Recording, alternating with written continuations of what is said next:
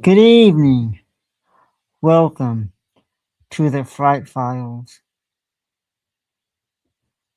My name is Chris Harmon, but you can call me Dr. Fright. Tonight, you will hear three strange and untold stories that only the witnesses have ever spoken of. Before we begin, ask yourself one question.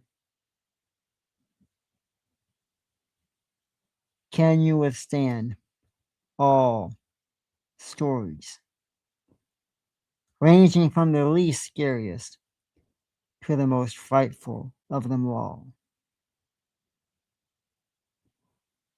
Welcome to the Fright Files.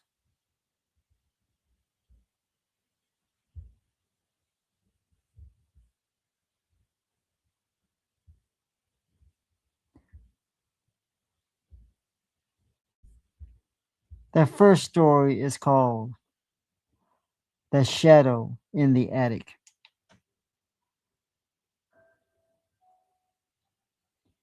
In the small, sleepy town of Eldmore, there stood an old house on the outskirts.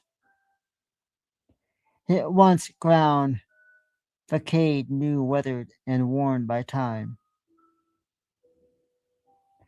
The townspeople spoke of it in hushed tones as a relic of the past that held secrets better left undisturbed for generations.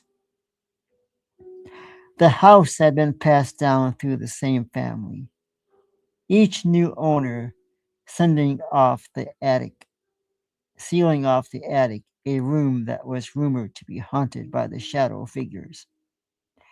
It was said that the shadow was the restless spirit of a man who had died in the house under mysterious circumstances. His soul twisted and bound to the attic, emerging only at night to roam the attic empty space. The house had been vacant for years when Emily's family moved in, down by the property's charm and the allure of its history.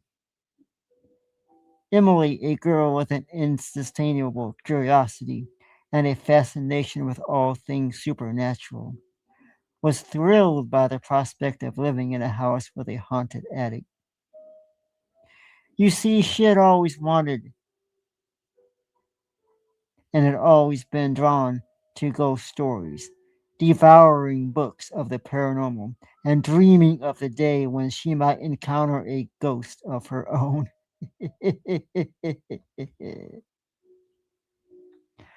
Her parents, however, were more practical, dismissing the stories as nothing more than local folklore. They set out, making the house their own, restoring the rooms to their former glory, while Emily explored every nook, every cranny, eager to uncover its secrets. But there was one place she had not yet ventured: the attic, the room that no one dared to enter, the room that no one dared to enter. You see, the attic door was located at the end of a narrow, winding staircase, hidden behind a dusty curtain that fluttered in the slightless breeze. The door itself was old and splintered, its surface covered in a thick layer of dust as it hadn't been touched in years. Now, Emily had seen the door many, many times in passing, but something about it made her hesitate, a sense of unease that growled at the edges of her curiosity. And then one evening, when her parents were out attending a local event, Emily found herself alone in the house. The sun had set, casting a long shadow across the floors, and the winds howled softly through the trees.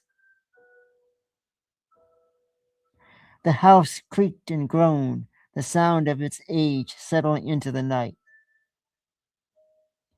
Emily stood at the bottom of the staircase, her heart racing, her heart pounding, her heart racing, as she stared up to the attic door. She had always dismissed the stories about the attic as silly superstitions, but now, with the house silent and empty, those tales seemed to take a new weight. Her flashlight in hand, Emily took a deep breath and began to climb the stairs, each step cracking loudly beneath her feet. The attic door loomed before her,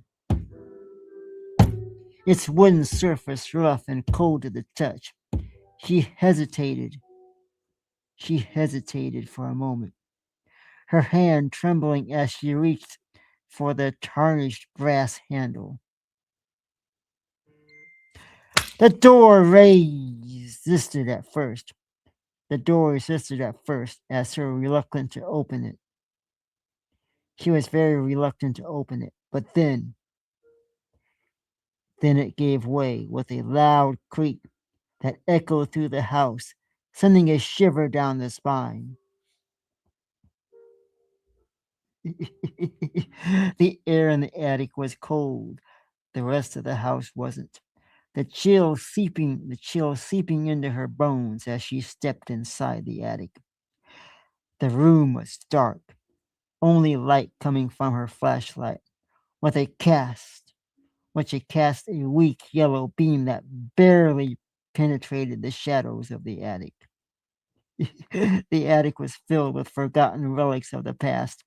Old trunks, old furniture covered in cobwebs, stocks of dusty books, and piles of moth-eaten clothes. Everything was draped in a thick layer of dust, untouched for what seemed like decades.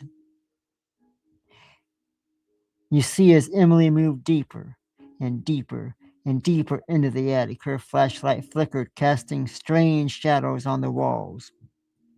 The air was thick with the smell of decay, a musty, earthly scent that made her stomach churn. She shone the light around the room, her heart pounding in her chest as she searched for any sign of shadowy figures that the villagers had spoken of. Now, at first, there was nothing, just the silent, oppressive darkness pressing in on her from all sides. But then, out of the corner of her eye, she saw it. A shape darker than the shadows around it, moving in from the corner of the room. It was barely visible. An inky black mass that seemed to pulse and shift with a life of its own. Emily's breath caught her in her throat as the shadows moved closer, closer, closer, closer. Its form growing larger, more defined. It wasn't a trick of the light. No, this was something real, something malevolent. The shadow seemed to be drawn to her, moving slightly across the floor, its edges blurring and shifting like smoke. Her flashlight flickered again. The beam weakened as the shadows loomed before her, a formless, seething mass of darkness. The air grew colder, the smell of decay stronger, and Emily felt a wave of decay, of dread washing over her. She tried to step back to turn and flee, but her feet wouldn't move. She was frozen. It was as if the shadow had rooted her to the spot. its presence suffocating, its cold tendrils wrapping around her like icky, icy fingers. The shadow moved closer, closer, closer, closer still. Emily's flashlight flickered one last time before it went out completely, plunging the room into the complete darkness. She could feel the shadow pressing against her, its cold, dark tendrils wrapping around her body, pulling her into the black void, pulling her into the black void.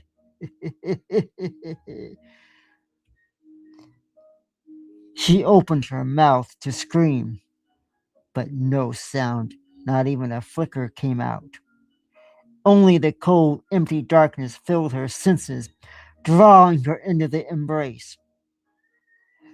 Folks, the last thing Emily saw before the darkness claimed her was a pair of hollow, empty eyes staring at her from within the shadows, as if the figure itself was nothing but a void, a vessel of darkness and despair. The next morning, when her parents returned home, they found the house silent and empty. Silent and empty. The attic door was closed once more, the dust undisturbed as if no one had entered. They called for Emily. Emily! Emily! Emily! They searched every room, but she was nowhere to be found, nowhere to be seen, nowhere to be heard, nowhere to be found. The house stood still, its secrets locked away in the shadows of the attic. The villagers whispered that the shadows had claimed another soul, that Emily had joined the restless spirit that had haunted the attic, her fate sealed by her own curiosity. The house remained as it always had, its attic door closed from the forgotten waiting. The attic door closed and forgotten. It's waiting for the next curious soul to open it and release the shadow from its dark prison.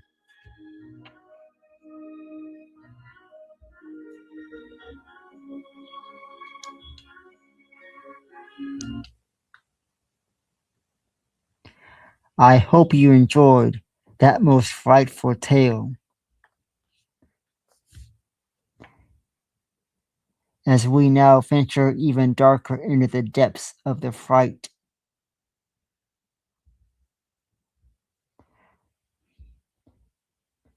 But before we begin our next frightful tale, if you are still here, you are a fan of the Fright Files. You are a fan of Dr. Fright. People in the chat room are saying how scary this is. Some even say, stop scaring people. It is not Dr. Fright who scares. It is the tales of the frightful fright stories.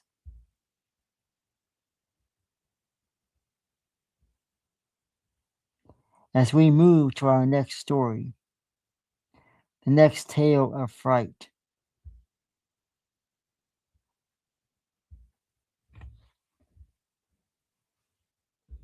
This next story is called The Whispering Violin.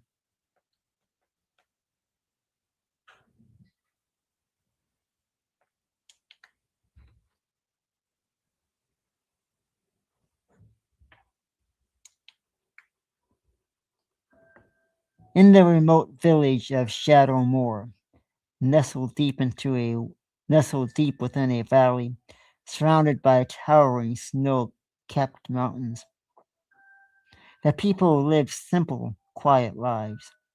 The village isolated from the outside world by the rugged terrain.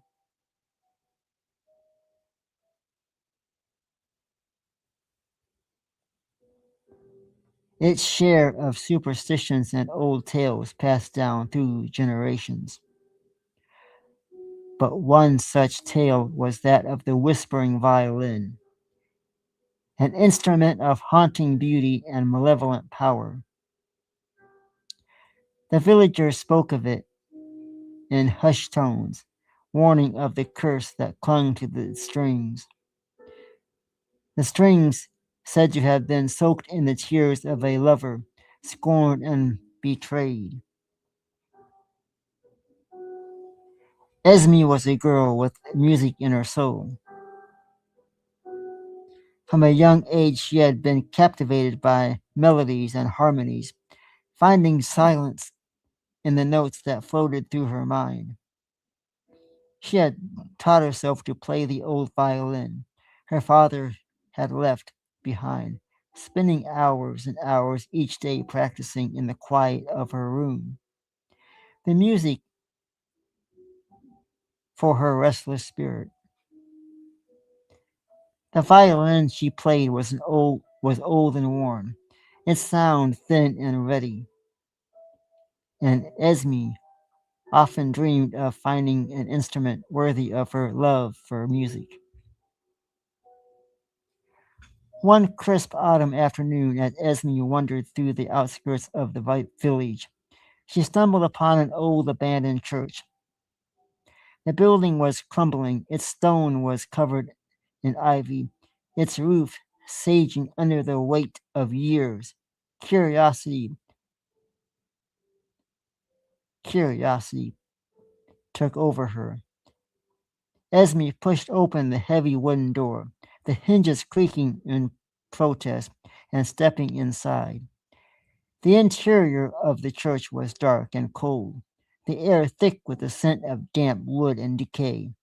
But as Esme's eyes adjusted to the dim light, she noticed something gleaming in the shadows near the altar. Her heart quickened as she approached, her footsteps echoing in the silence.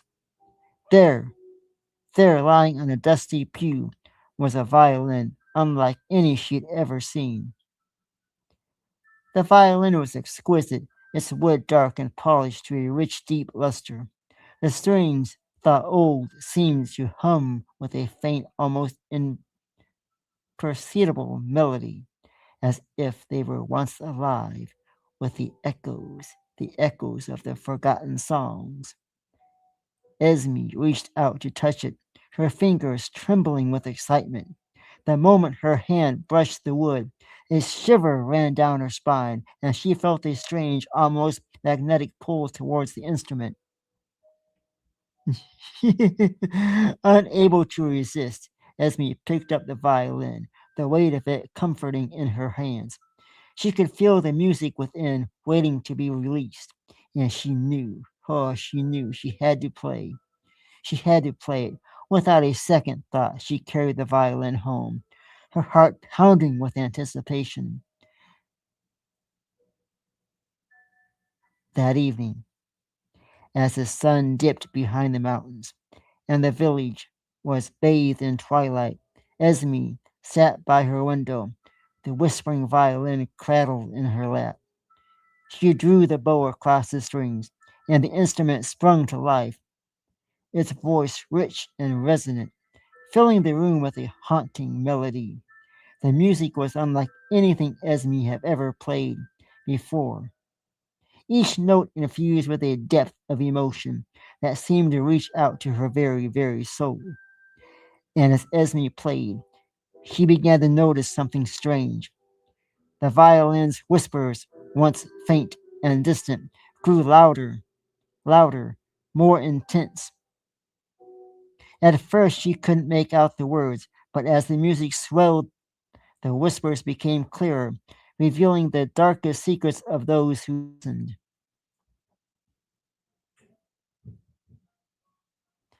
The villagers, drawn by the sound of the violin, gathered outside Esme's window, their faces pale in fading light. They stood in silence, mesmerized by the music, unaware of the danger that lurked within the notes.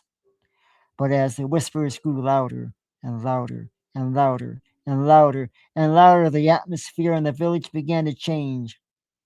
The violin spoke of hidden affairs, hidden lies and betrayals, of long buried grudges and unspoken resentments. The secrets were twisted and cruel, turning friends against each other, lovers into enemies. The villages, the villagers, their minds filled with the venomous whispers, began to argue and fight. The hands, the bonds that had held them together, unraveling before Esme's eyes. Esme watched in horror as the villagers descended into chaos, the music still flowing from her fingers, even as she tried to stop. The violin had taken hold of her, its whispers filling her mind, drowning out her own thoughts. She tried to put the instrument down, but it was as if her hands were no longer her own. The bow was moving across the strings with a life of its own.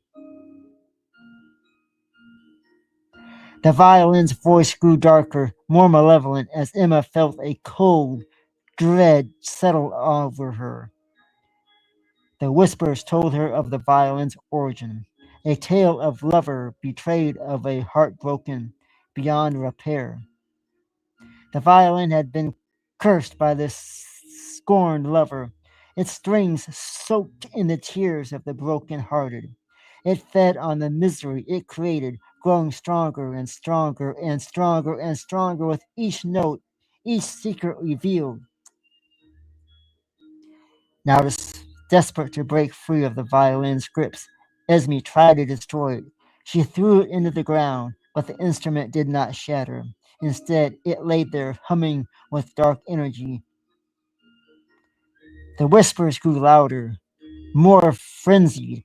The villagers, driven mad by the secrets they had heard, began to turn on each other, their eyes wild with anger, wild with fear. Esme realized too late the true nature of the violin.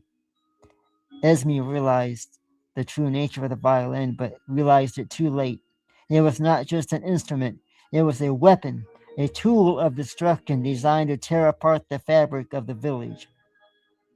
The violin would not allow her to stop playing, its curse binding her to the music, to the darkness it spread.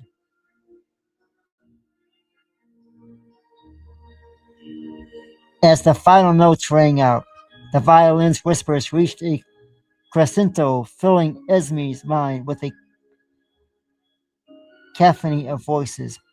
Her vision blurred, her strength drained, and she felt her body collapse to the floor. The violin still clutched in her hands. The whispers faded into the silence, and the village was left in its ruins. The people broken and scattered, their lives forever altered by the secrets they had heard. When the villagers finally returned to Esme's house, they found her lifeless body, the whispers, the violin lying beside her. The instrument was silent, its strings still, its curse complete. The villagers, fearful of the violin's power, buried it way deep within the earth, hoping to seal away its darkness, its evil, and everything it contains.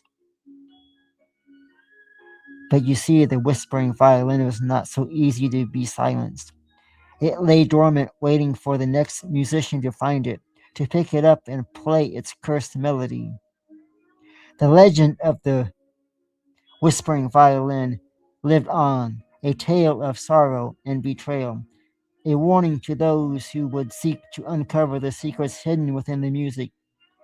And in the quiet of the night, when the wind howled through the mountains, some swore they could still hear the faint strains of a violin whispering in the darkness, waiting for the next soul to fall under its spell.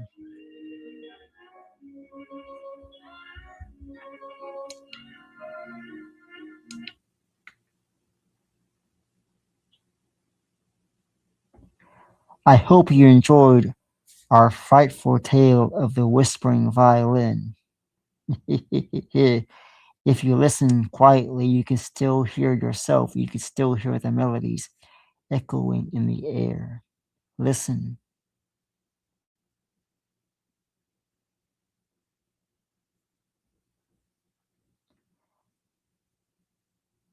As we bring you one last story for the evening, I must ask all frightful fans in the chat and all frightful fans watching around the world, if you have a frightful story you would like to read, would like to have me read on the Fright Files, please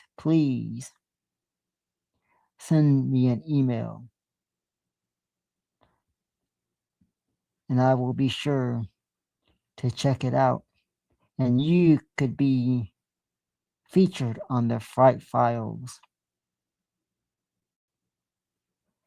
Now, before we begin our next frightful story, we have a special friend coming to the Fright Files next Monday.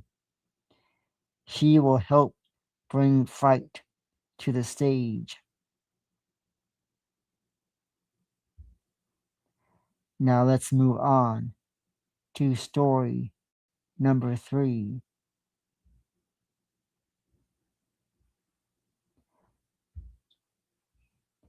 This story is our final conclusion of tonight's frightful tales.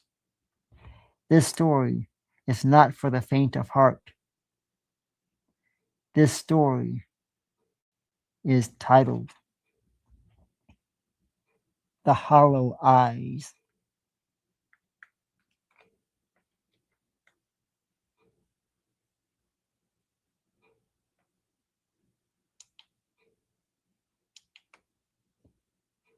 In the village of Pine Heaven, nestled on the edge of a dense, foreboding forest, the nights were long, and the shadows seemed to whisper secrets that no one dared to speak aloud.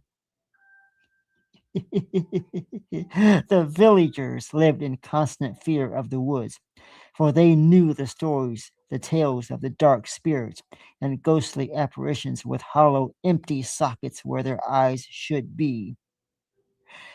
These specters, known as the Hollow Eyes, were said to be the souls of those who had died within the forest, their eyes stolen by the malevolent forces that lurked among the ancient trees.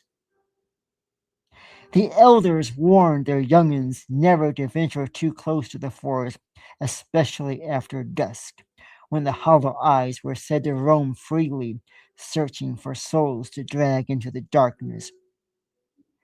But Anna, a girl of fierce curiosity, unyielding courage, was not like the others. You see, she had heard the tales of the Hollow Eyes all her life, whispered around the hearth during long winter nights. But she refused to believe them. To her, they were just stories, meant to keep children from staying too long, from staying too far from home.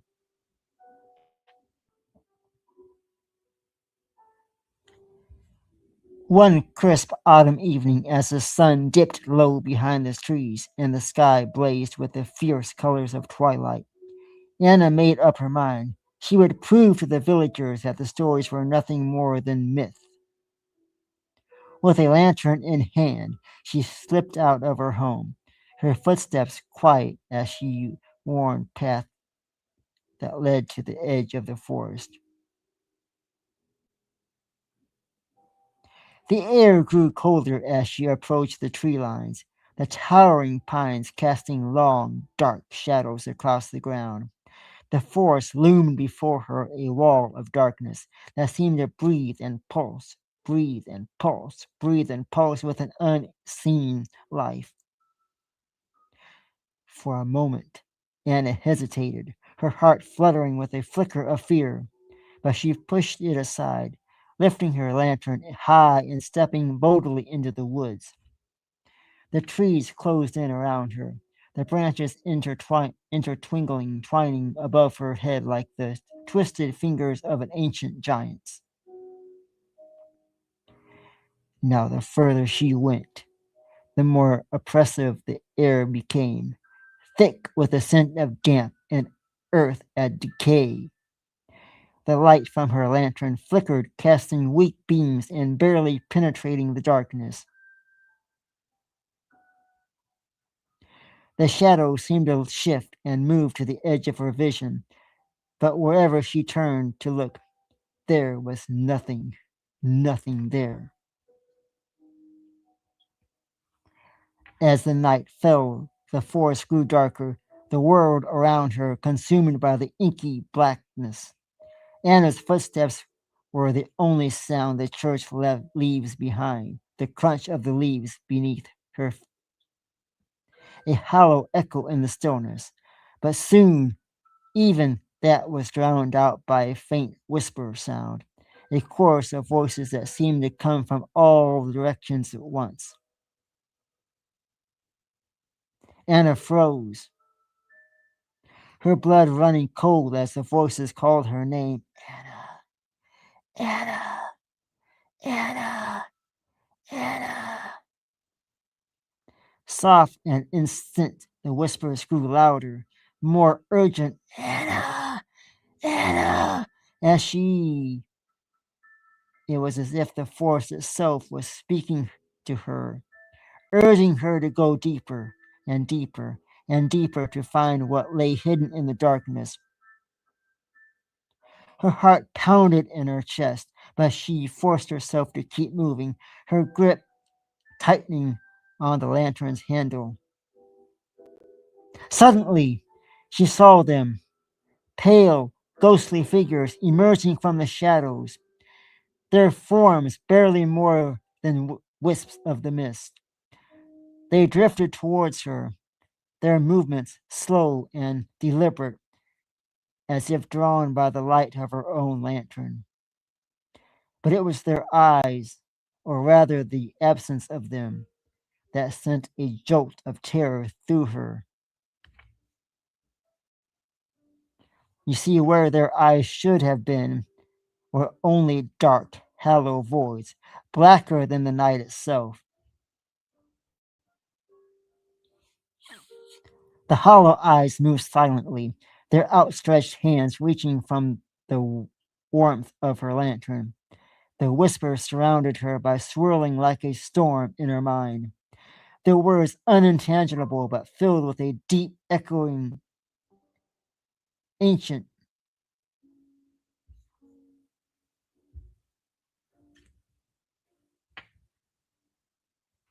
Anna wanted to run to flee the apparitions that closed in around her, but her legs felt heavy as if rooted to the ground. The hollow eyes grew closer, their cold, eternal fingers brushing against her skin, sending chills through her body. The light of her lantern flickered wildly, struggling against the encroaching darkness. The whispers grew louder, more desperate, until they were all she could hear, drowning out all her thoughts, her fears, everything. The last thing Anna saw was the endless black voids where the ghost eyes should have been, deep and empty like the abyss itself. The light from her lantern went out, plunging her into the darkness, and her cold fingers of the hollow eyes wrapped around her, pulling her into the void.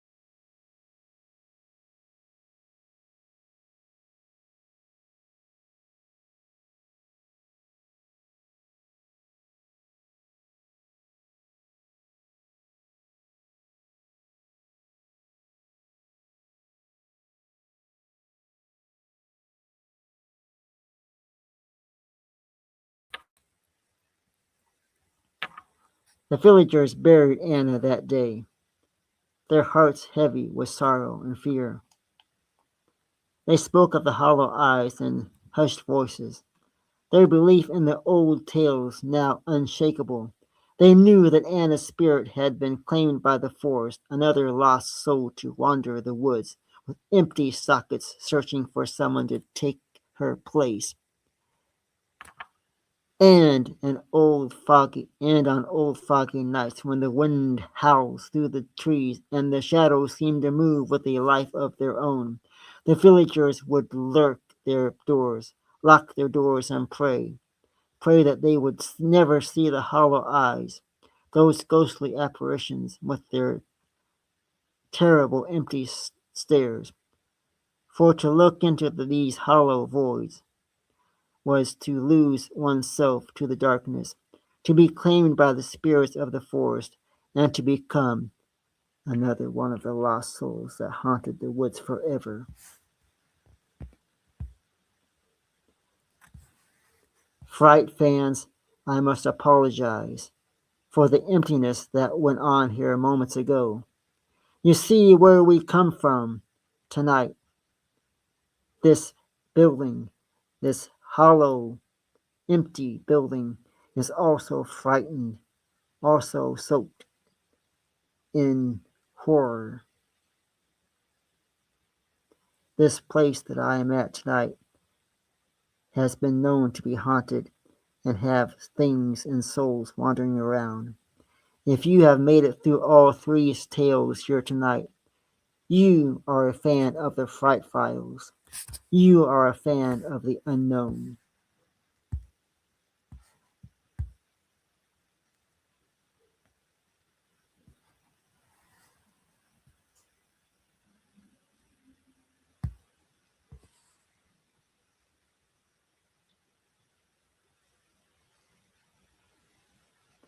I want to thank everybody in the chat for coming here to witness the Fright Files.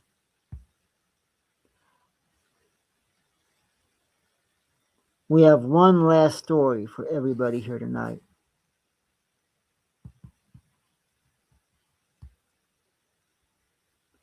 But I gotta warn you, even this tale sends chills up my spine.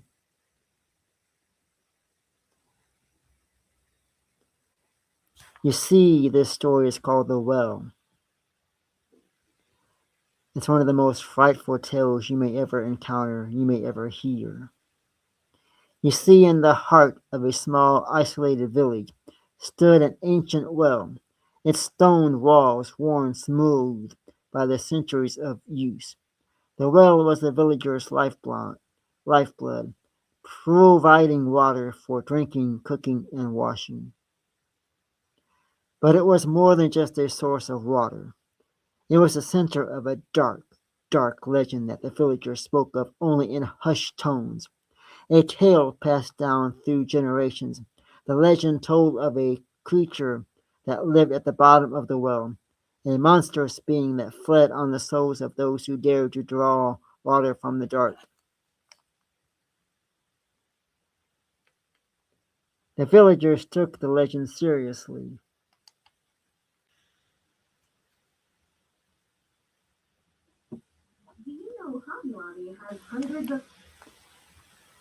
For there had been disappearances over the years. People who had ventured to the well after sunset were never ever seen again. The well was also sealed at dusk, its heavy wooden lid firmly in place, and no one was allowed to approach it until the sun rose again. But as with all legends, there were those who didn't believe, who dismissed the stories as moving and nothing more than old superstitions. Until Jacob. Jacob was one of those people, a stubborn, hesitant boy, 15 years old. He scoffed at the idea of a creature living in the well. He had drawn water from it countless times, and nothing had ever happened. To him, the warnings were nothing but the ramblings of an old men and women clinging to the past. One evening, as the sun dipped below the horizon and the village settled into the quiet of the night, Jacob's mother asked him to fetch water from the well. She had been busy all day, and there was no water left for the evening meal. Jacob hesitated for a moment, glancing out the window at the gathering of the darkness. But then he shrugged off the unseen. The well was just a well, and he wasn't afraid of some made-up creature. Grabbing the empty jug, Jacob headed out to the cold evening air. The village was silent. The only sound, the soft rustling of the wind through the trees. The sky was as deep purple, and the lost rays of the sunset fading as the stars began to twinkle overhead. The well stood at the center of the village, its stones glowing faintly in the dim light. As Jacob approached, he felt a slight chill, but he ignored it, focusing instead on the task at hand. He set the jug down beside the well and lifted the heavy wooden lid, grunting with effort. The air inside the well was cold and damp, carrying the faint, earthly scent of wet stone. Jacob tied the bucket to the rope and lowered it into the well, listening to the creak of the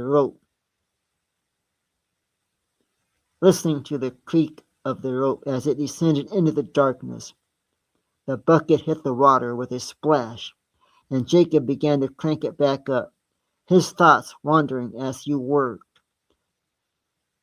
But as the bucket neared the top, he heard something faint, almost imperceptible. A low, gurgling sound like the bubbling of water deep below. Jacob paused, frowning, but then he shook his head. It was probably just the water echoing off the walls of the well. He pulled the bucket up the rest of the way and filled his jug. But as he leaned over to close the lid, he caught a glimpse of movement in the darkness below.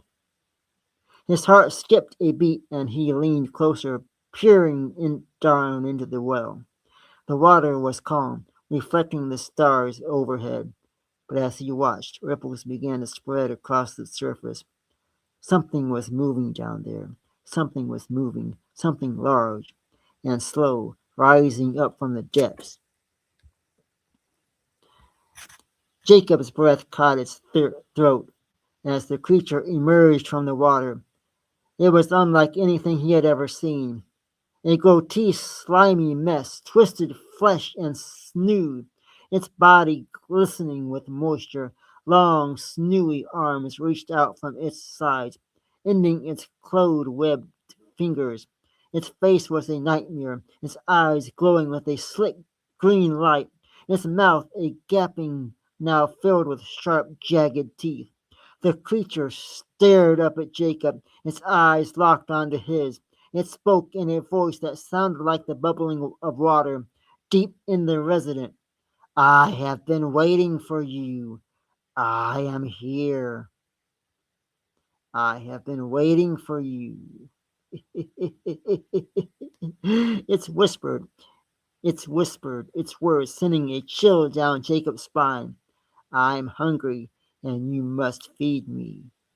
I am hungry, and you must feed me. Terror gripped Jacob as the creature's long arms shot out, wrapping around his legs and pulling him closer to the edge. He struggled, kicking and glowing at the stones, but the creature's grip was too strong. It dropped him towards the dark, gaping moat of the well. Its cold, wet body wrapped around him like a snake. Jacob tried to scream, but the sound was lost in the gurgling roar of the creature. As it pulled him down into the well, the darkness swallowed him whole. The the cold water closing over his head as the creature dragged him deeper and deeper into the abyss. Now the last thing Jacob heard was the echoes of his own screams bouncing off the walls before everything went silent. The villagers heard the screams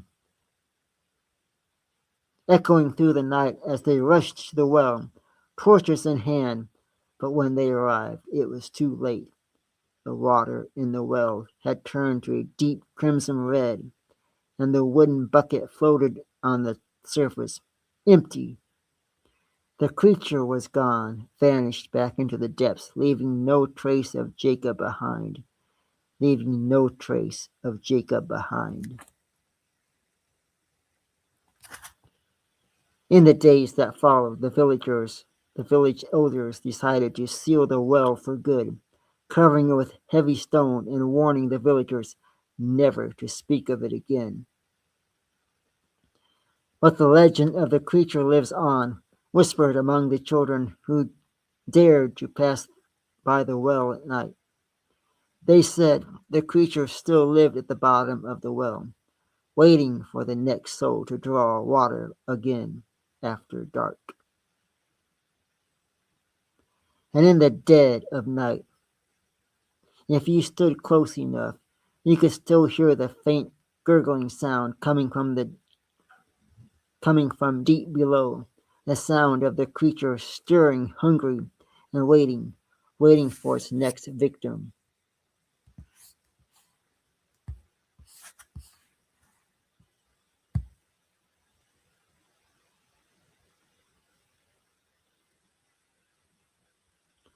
Thank you for watching our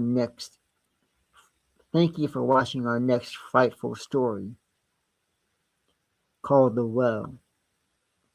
And if you are still with us, you, my friend, are a fan of the Fright Files. You, my friend, are a fan of Dr. Fright. These stories you have heard tonight, these stories you have heard, have not been verified by anybody but the witness themselves, the witnesses that have told these haunting stories, these frightful tales, are the only ones that know if it's true or just a myth or a folklore.